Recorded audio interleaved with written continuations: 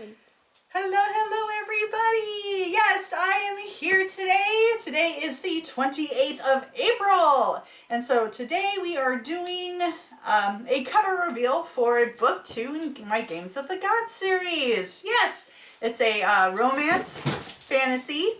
Sorry, my cat just knocked something over. It's a romance urban fantasy story as a series. And what we are doing is, it is a... Hold on, I keep making mistakes. My cats are getting on my nerves. Anyway, romance, urban fantasy, novel series. So it's got like gods, monsters, powers, magic, you know, smart women, pretty women, hot dudes, everything that you could think of, adventures all wrapped up into this series. And I'm super excited to announce that book 2 will be coming this this September. Becoming this September, that's right. Hopefully towards the middle, maybe the end. We'll see how it's going. But so far, everything is on track for that.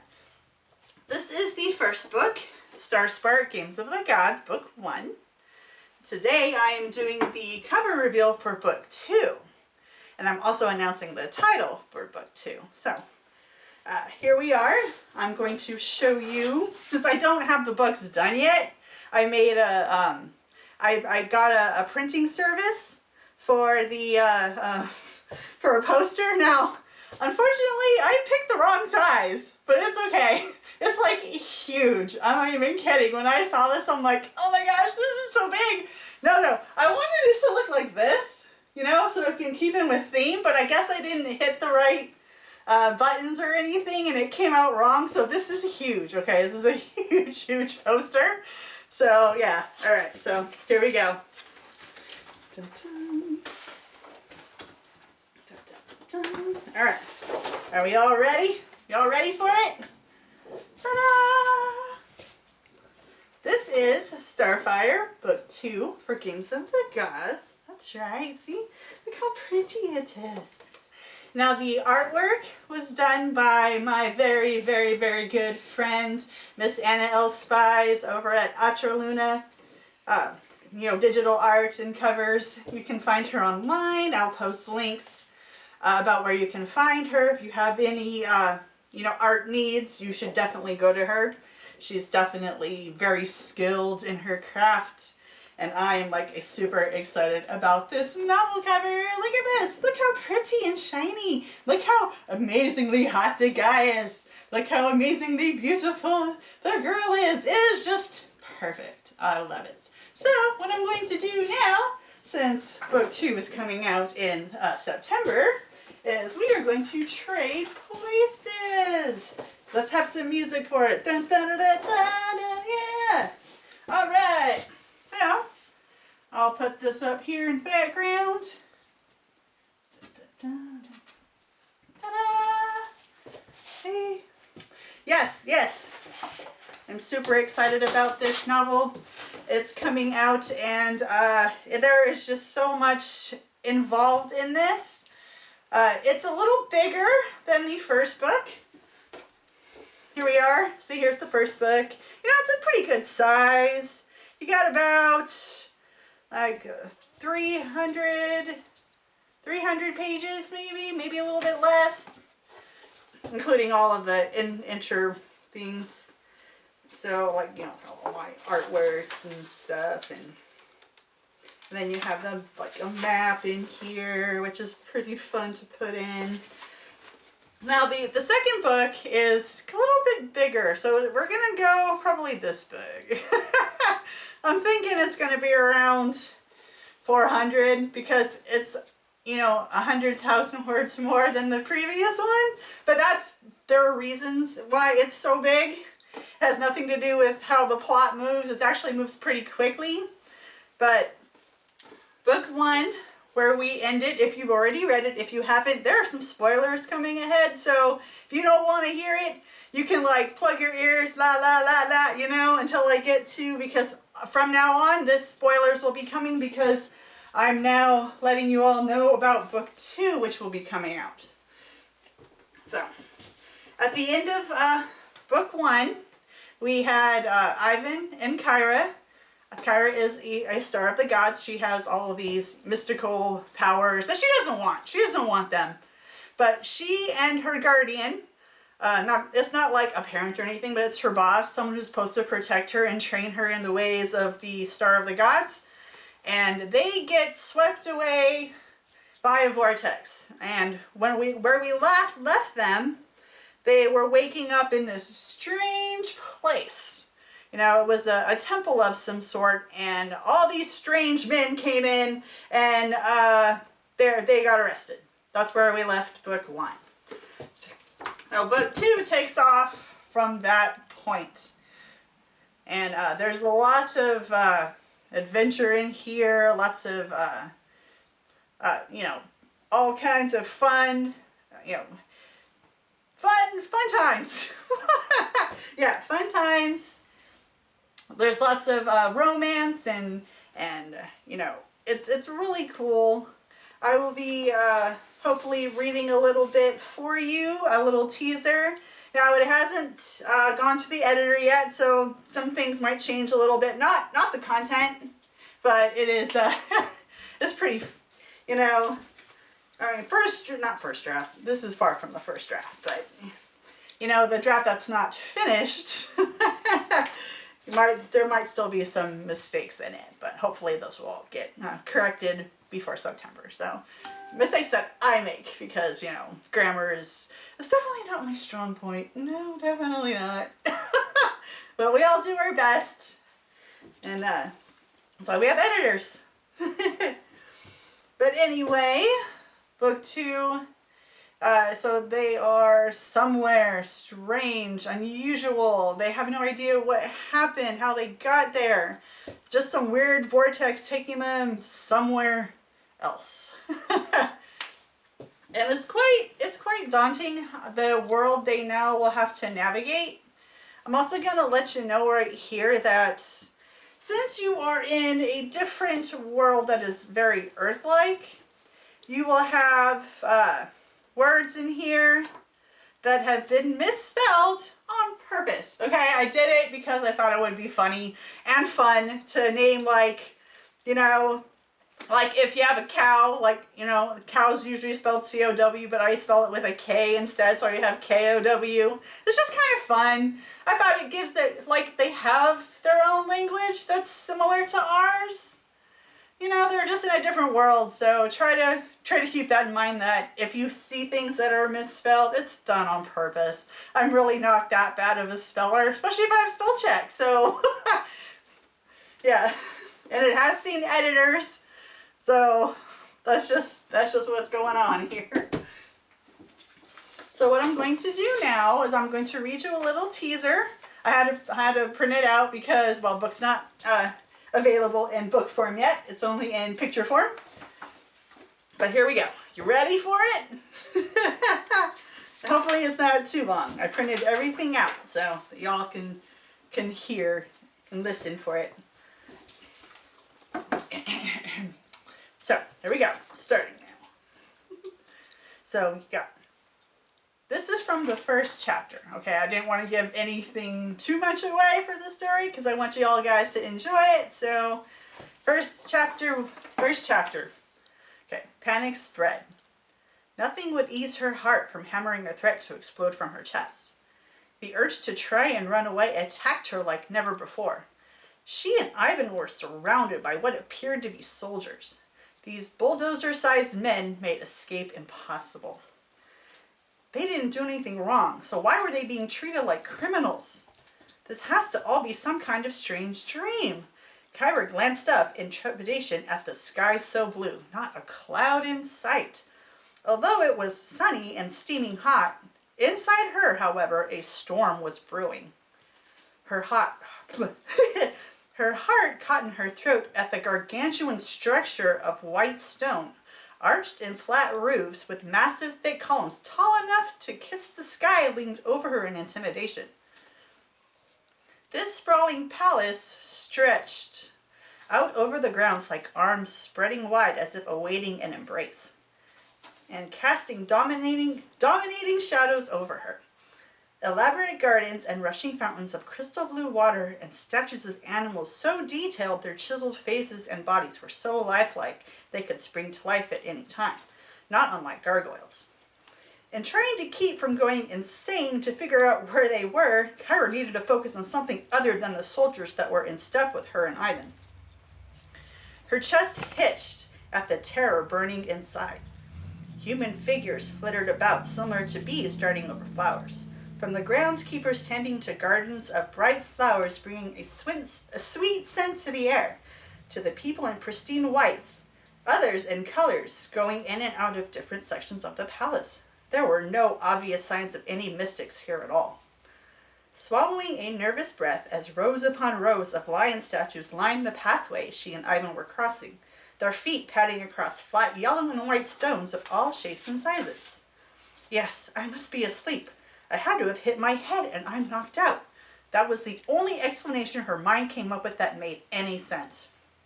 She couldn't help it. Her eyes returned to the soldier in front of her, which to her dismay, period. His head was shaved, and the coarse stubble of regrowth prickled his skin. With wide shoulders, his bare back was all muscle. Bronze cuffs that captured the sun's rays glistened, curved both of his thick wrists. The alarm that rang through her at the sight of those large hands of his appeared they could break solid stone with a mere punch. His other hand was wrapped around the middle of a pointy spear that she and Ivan had been threatened upon their capture just moments ago. They had been joined by more strange men in all the same type of uniform, a white kilt and a brown headcloth wrap that hung to their shoulders, one of which was carrying her backpack. Wherever she and Ivan were being taken, Kyra had an inkling that nothing good was on the horizon. I'm telling you, this is all a huge misunderstanding, she said to anyone who would listen. All she got as a reply was another push by one of the soldiers, also holding a spear and shield beside her.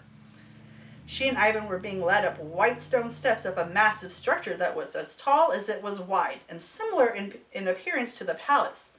Grass and other vegetation embracing it like a lover's caress as ivy vines wound up broad columns.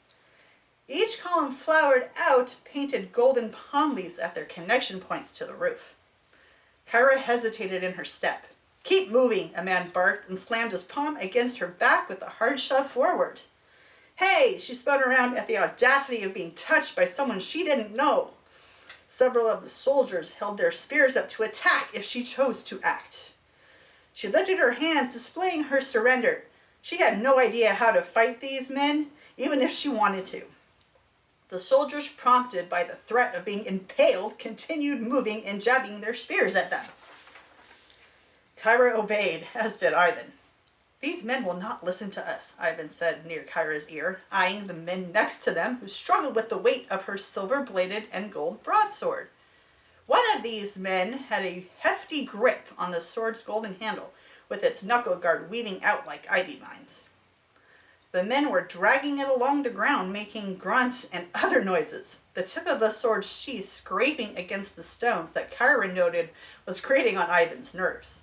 He was cringing, and the tension emanating from waves coming off him was so heavy it could have smacked her in the face. Looking at the circumstances, Kyra figured it would not be a wise move if Ivan decided to knock the soldiers' heads together and take back the sword. Ivan had to be coming up with a plan of escape. She knew this probably wasn't the first time he had ever been arrested, considering his occupation as a relic hunter. He was always putting himself in danger on purpose, and rarely without a plan up his sleeve. Kyra huffed annoyed, and glanced up at the golden leaves enhancing the design of the columns holding up the structure. It seemed a safer place to rest her eyes for the time being. Where do you think they're taking us? Something sharp poked her in the back, and she turned her head at the offender in time to see him pulling his spear away.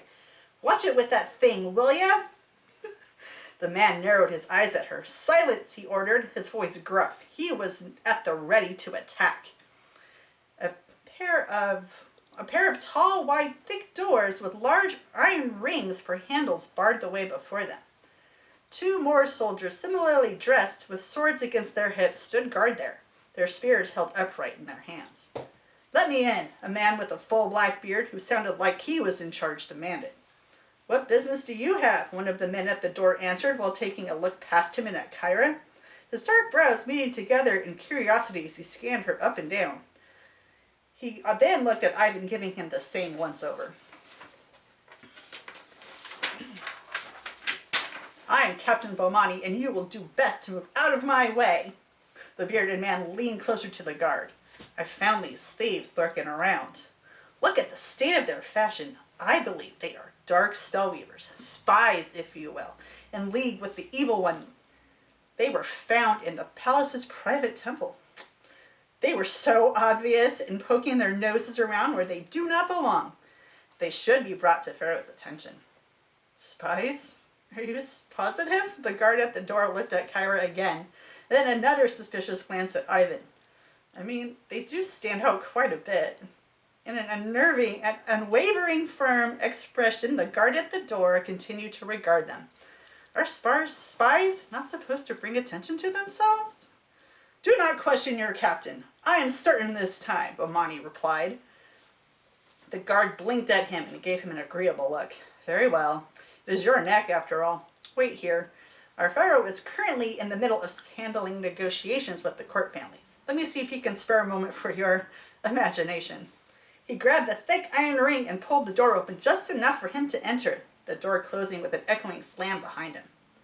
Captain Bomani turned his glare back onto Kyra and Ivan, and a shiver raced over her skin. A dangerous smirk curved the corner of his mouth when she knew an arrogant, prey-seeking man when she saw one.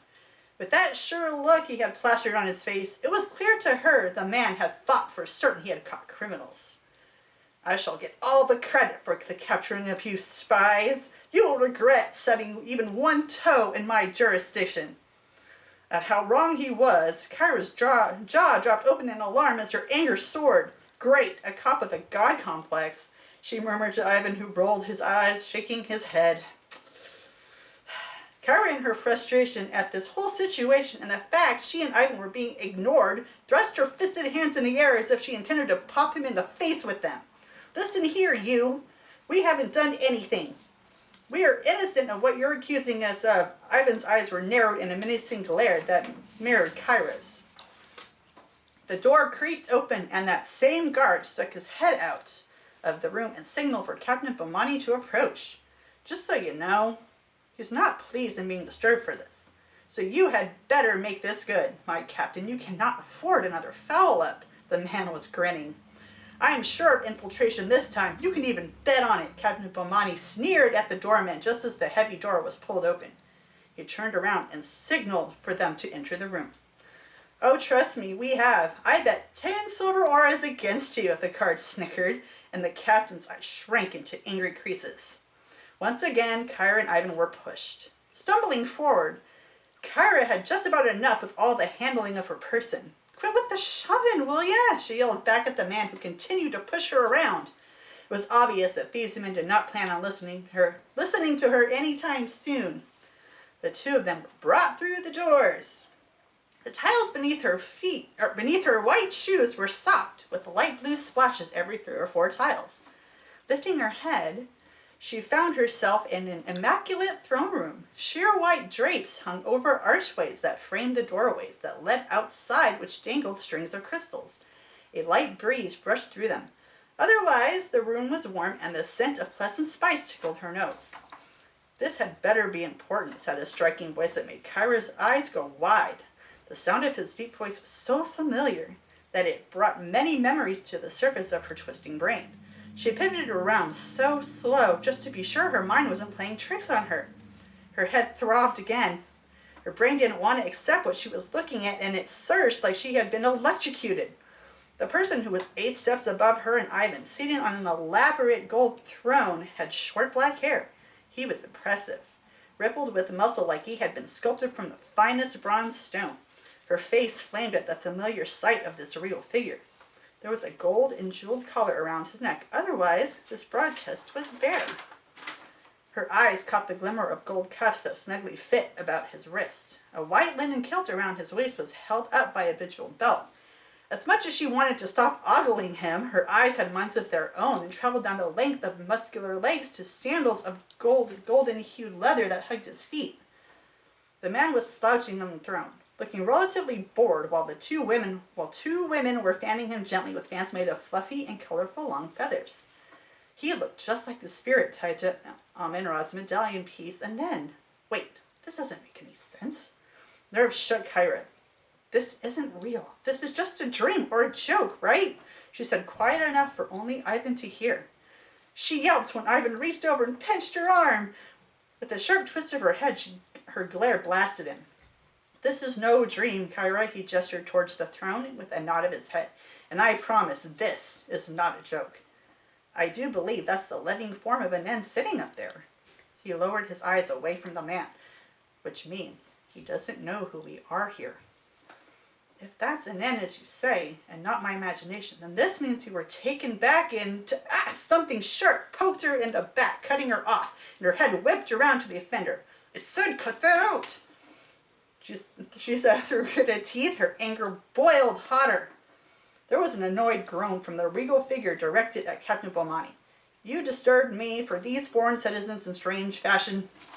And that's where we are ending the teaser for Book 2, Starfire, which is coming out in September.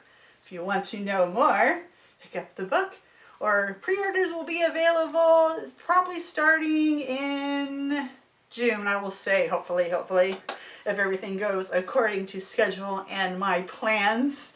So far, fingers are crossed. So what do you think? Is Book 2 coming along with what you are interested in reading?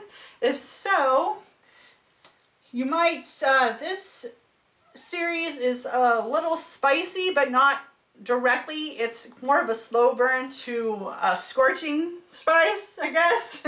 So the first couple of books are mostly tension. There might be some sexual content from other characters, mostly not the main character. We won't be seeing her getting anything, you know, she doesn't do the deed till like way a couple books further. So I want to say around book 5. But I'm not saying there won't be fun stuff and goodies coming along for her. So just try to bear with it there. I like tension. I like tension building. So that's definitely heavy in this book and definitely what I'm writing in general. I always enjoy the tension building because it's fun and it makes people crazy. But so yes, this was the official novel release day, April 28th, if you are just coming in to this, seeing this video in this live. But yes, so until, I will probably be doing a couple more videos coming up within the next couple of months to get everybody all pumped for book 2. I strongly suggest if you want book 2, because it's like super hot and super awesome, check out book 1, Starspark. It's available Amazon, Barnes & Noble's online. You have to buy it online. It's not in the retail store because I am an indie author. You also have Apple Books, Smashwords, Kobo, a couple of other places. And you can even directly, get it like libraries. Ask your libraries for it and they can order it from, the either Barnes & Noble's or wherever they order books. Ask them for it if you want to rent it at the library. So that's pretty much all I've got today for y'all. Thank you for tuning in for the live stream and the video. I appreciate you all, and I will see you soon. La, da, da, da.